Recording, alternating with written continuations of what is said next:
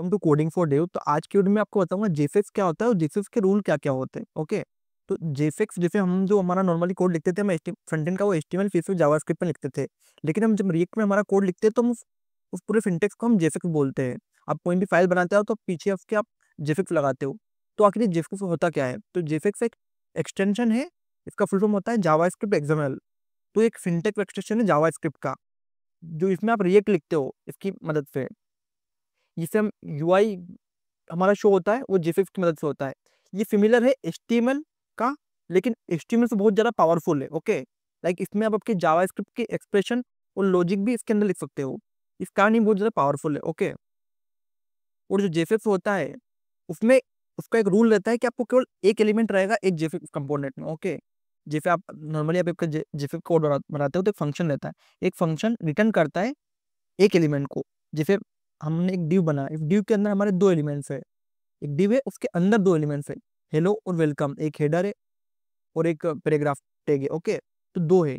लेकिन अगर आप डायरेक्टली उनको बाहर लिखोगे तो वो दो अलग अलग हो गए, तो वो रिटर्न नहीं करता।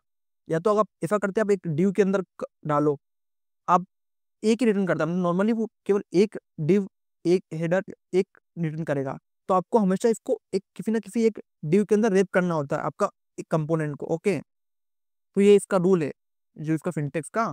और दूसरा है जेफेक्ट टैग हमेशा प्रॉपर्ली क्लोज होने चाहिए। जितने भी जेफेक्ट टैग रहते हैं वो सेल्फ क्लोज होते हैं अगर उनके पास चिल्ड्रन नहीं रहते। ओके, जैसे जो हमारा इमेज वाला है ये क्लोज होता है, हमारा ब्रेक वाला ये भी क्लोज होता है। तो डायरेक्टली ये खुले नहीं रहते हैं। जैसे हमारा ये केवल सिंपल इमेज का खुलने वाला है, लेकिन वो हमेशा क्लोज रहना चाहिए। तो ये एक इसका एक और सिंटेक्स रूल है। तीसरा है कि हम जब भी कुछ टैग में चेंज करते हैं हमारे एचटीएमएल में, तो हम क्लास का यूज करते थे। अगर आपने एचटीएमएल फिर जावास्क्रिप्ट पढ़ा, जो कि आपको पढ़ा ही होगा आपने, तो अब हम उसका क्लास का यूज करते थे हमारे कुछ भी प्रॉपर्टीज देने के लिए। लेकिन इसमें हम क्लास नेम का यूज करते हैं। ओके, जैसे आपको कुछ भी चीज दिखाने है, आपको कंटेनर का नाम देना है, तो आप क्या लिखोगे? Class name. कुछ भी आपको नाम देना है जिसको आपको करके उसमें इसकी स्टाइलिंग करनी है, तो आपको उसका टैग नेम क्या देना है? Class name. और इसमें हम कैमल केस का यूज करते हैं। जैसे जैसे से हमारा वो कैमल केस का यूज होता है, जो डोम प्रॉपर्टी रहती है एचटीएमएल की, उसको चेंज करने के लिए। ओके, तो जैसे हम एचटीएमएल में हम ऑन क्लिक करते थे तो हम बिल्कुल पूरा स्मॉल लेटर में लिखते थे, लेकिन इसमें हम कैमल केस का यूज करेंगे। तो जैसे ऑन क्लिक में हमारा ऑन के बाद क्लिक हमारा सी कैपिटल रहेगा। ओके, ये सभी जितने भी टेक्स्ट रहेंगे इसके कैमल के फॉर्म में रहते हैं।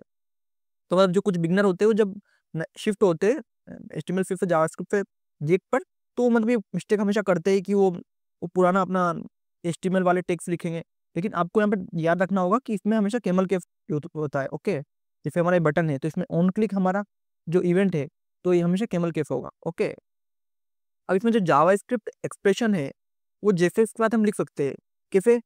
कि आपके कंपोनेंट बनाया आपने, आप कंपोनेंट के अंदर आपने एक जावास्क्रिप्ट का वेरिएबल डिफाइन किया नेम, उसमें आपने नाम लिखा अभी, और आप उसको हेलो करके आपने कर्ली ब्रेसेस के अंदर लिख दिया। मतलब जो भी हम चीज एक्सप्रेशन हमें लिखनी होती है हम उसको एचटीएमएल के अंदर कर्ली ब्रेसेस के अंदर लिखेंगे, तो ऑटोमेटिक वो जावास्क्रिप्ट की एक्सप्रेशन बन जाएगी। तो आप उसके अंदर जैसे आप मैंने नेम लिखा तो नेम भी वर्क करेगा। उसके अंदर अगर मैंने मैंने अगर कुछ दो नंबर्स लिखे तो ऑटोमेटिक सम हो जाएगा उनका, मतलब वो बिल्कुल जावास्क्रिप्ट के कोड जैसा वर्क करेगा। जो जेएफएक्स के अंदर जो भी एक्सप्रेशन के अंदर कोड रहेगा वो जावास्क्रिप्ट जैसा वर्क करेगा पूरा। उसके अंदर आप लॉजिक भी लगा सकते हो आपका, कि if login for log out login, like आपका जो भी कंडीशनल रेंडरिंग होता है जो भी आपको जावास्क्रिप्ट के है, वो एक्सप्रेशन आप लिख सकते हो आपके जेएफएक्स के अंदर। तो ये हम एचटीएमएल में नहीं कर सकते थे, यहाँ पे हम यूज कर सकते हैं इसका। और जैसे इसमें जो स्टेटमेंट होती है जैसे इफ फॉर वाइल, ये यूज नहीं होती डायरेक्टली इसमें, ये हमें रिटर्न ब्लॉक के बाहर जो हमारा कंपोनेंट बनता है उसके बाहर ही यूज होती है। ओके, ये आप नोट करना। जैसे आप पूरी जावास्क्रिप्ट नहीं लिख सकते, आप केवल जावास्क्रिप्ट के एक्सप्रेशन को यूज कर सकते हो। और जो जेएफएक्स है, टेक्निकली जब हम हमारी फाइल बनाते हैं तो हम उसका नाम देते हैं डॉट, जैसे कोई एलिमेंट है डॉट जेएफएक्स, लेकिन इंटरनली उसका कोड कंपाइल कैसे होता है? वो इंटरनली उसका कोड ही होता है। जैसे अगर मैंने h1 हेलो बनाया तो इंटरनली वो रिएक्ट क्रिएट एक एलिमेंट क्रिएट होगा, उसका फर्स्ट नाम रहेगा, उसके अंदर फिर उसकी वैल्यू रहेगी हेलो कि उसके अंदर वैल्यू क्या है, और इसके अंदर उसका जो डाटा रहेगा वो रहता है। तो ये तीन वैल्यू मतलब इंटरनली जब कंपाइल होता है वो, तो वो ऐसे शो होता है। लेकिन आप लिखते कैसे हो अब इसको? डायरेक्ट। तो इसको बनाने के लिए क्या यूज होता है, react dot create element. Okay, तो ये आपको तो पता होना चाहिए कि इंटरनली काम कैसे करता है। अब जैसे मैंने आपको बोला था कि जावास्क्रिप्ट मतलब जेफेक्स में हम केवल एक रिटर्न कर सकते हैं। तो हम जनरली जो ड्यू रहता है, ड्यू कुछ स्पेस लेता है। तो आप ये जो दो होते हैं ओपन ब्रैकेट, अब इनको रखो, ये कर्ली ब्रेसेस जैसे काम करते हैं। जैसे एंगुलर ब्रैकेट है, ये दोनों कैसे काम करेंगे, कर्ली ब्रेसेस जैसा। मतलब ये रहेंगे ना आपको, तो ये फ्रेगमेंट इनको फ्रेगमेंट बोलते हैं। तो ये एक्स्ट्रा जो स्पेस रहती है उनको अवॉइड कर देता है, मतलब ये सिंपल रहता है। तो इनको बनाया इसलिए गया है कि आप इनके अंदर कुछ भी चीज रिप करो तो ये कुछ भी स्पेस ना ले। तो आपको कभी भी कुछ एचटीएमएल कंपोनेंट बनाओ आपका जेफिक्स का, तो आप पहले इनको लिखो, और जितना भी आपको कोड लिखना है कंपोनेंट का, वो इसके फ्रेगमेंट के अंदर लिखो। अब नॉर्मल फ्रेगमेंट भी लिख सकते हो डायरेक्ट ओपन करके, और इसके अंदर आप फ्रेगमेंट भी लिख सकते हो, वो भी सेम वर्क करेगा। ओके, तो ड्यू आपको लिखने की जरूरत नहीं, आप इसका भी यूज कर सकते हो। अगर आपको उसके अंदर कुछ वो नहीं देनी, कुछ भी क्लासेस नहीं देनी, क्लास नेम्स नहीं देने तो। और अब है JFX expression must return a single element, जो कि मैंने अभी आपको बताया कि वो केवल एक सिंगल एलिमेंट रिटर्न कर सकती है। जैसे अब ये ब्लॉक है, तो इसमें हमने जेफेक्स एलिमेंट एक सिंगल ब्लॉक है। ओके, इसके अंदर हमारे दो एलिमेंट है। तो मैंने बताया वही रिपीट है यहाँ पे कि हमेशा जेफेक्स ब्लॉक इनसाइड होना चाहिए एक पेरेंट के। तब एक पेरेंट कम डिव के अंदर या फ्रेगमेंट के अंदर हमारा हमेशा होना चाहिए, क्योंकि वो कभी भी दो रिटर्न नहीं करता एक जेफेक्स एलिमेंट। और you can add comments in JFX, आप जेफेक्स में आपने जो कमेंट आप ऐड करते हो वो जेफेक्स में कर सकते हो। वो होती है कर्ली ब्रेसेस से। Style the comments, they like use curly braces in JavaScript style comments. अब जैसे वही कर्ली ब्रेसेस यूज करके आपकी जावास्क्रिप्ट की जो स्टाइल कमेंट होता है ना, कल वही आपने वही कॉन्सेप्ट यूज कर लिया हमने कि इसके अंदर हम जावास्क्रिप्ट लिख सकते हैं। तो हमने क्या करा, कर्ली ब्रेस करा, उसके अंदर हम जावास्क्रिप्ट लिख सकते हैं। तो उसमें हमने जावास्क्रिप्ट में जो कमेंट यूज करते हैं वो वाला कमेंट यूज कर लिया। तो ये आप इसको करके आप एक कमेंट बना सकते हो, ताकि आपको कुछ कोड में कुछ याद रखना है। अब अगर इसकी समरी बताऊं मैं आपको पूरे वीडियो की, तो हमारा जो जेफेक्स रहता है वो हमेशा एक पेरेंट एलिमेंट ही रिटर्न कर सकता है।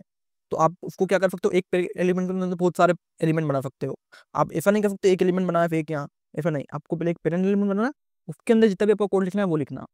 उसके बाद हमेशा फिल जो टैग्स होते हैं वो हमेशा फिल्स क्लोज हो जाते हैं। ओके, जो कुछ कुछ टेक्स्ट रहते हैं, जैसे कुछ बटन वाले टेक्स्ट वो क्लोज नहीं होते। ये जो कुछ इमेज वाले टाइप एफआरपी वाले ये फिल क्लोज हो जाते हैं। और हम इसमें क्लास नेम का यूज करते हैं। कुछ भी को हम जैसे हमारे को शो करना है, कुछ भी इसमें स्टाइलिंग देनी है, तो हम क्लास नेम का यूज करते हैं। हम जैसे एचटीएमएल में हम काय का क्लास का यूज करते थे। और इसमें हमारा जो डाटा रहता है, जो प्रोप्स देते हैं, हम जो डाटा पास करते हैं, उसमें भी हम केमल कैप का यूज करते हैं। अभी हम प्रोप्स आगे आने वाले वीडियो में पढ़ेंगे, तो उसमें भी हम केमल कैप का यूज करते हैं।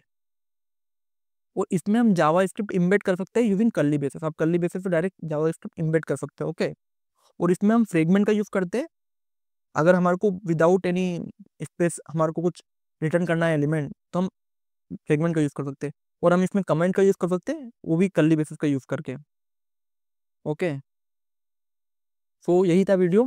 इसमें मैंने आपको पूरा जेफिक्स बताया, जेफिक्स के क्या क्या रूल्स है जो आपको पता होने चाहिए।